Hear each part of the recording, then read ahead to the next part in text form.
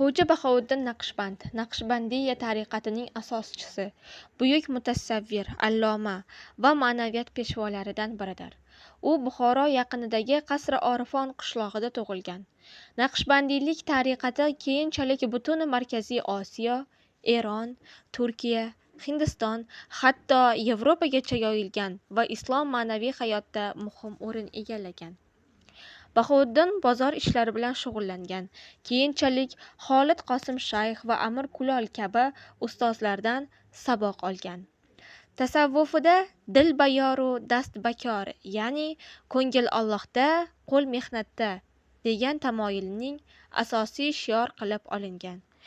Xo'ja Bahouddin Naqshband insonning ma'naviy poklanishiga, mehnatsevarlikka va jamiyatda faol bo'lishga chaqirgan.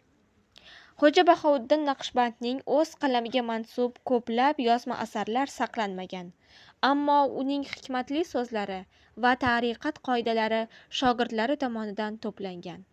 Naqshbandiylik tariqatining rivojlanishi va xo'jalar silsilasi Xo'ja Ahror, Xo'ja Muhammad Porso va boshqalar orqali uning g'oyalari keyingi asrlarga ham davom etgan.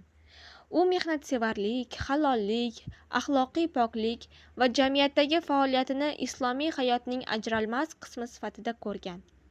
Xo'ja Bahouddin Naqshband ijodi bu yozma adabiyotdan ko'ra ko'proq amaliy hayot va ma'naviy ta'limot majmuasi bo'lib, bugungi kunda ham ko'plab muridlar va izdoshlarga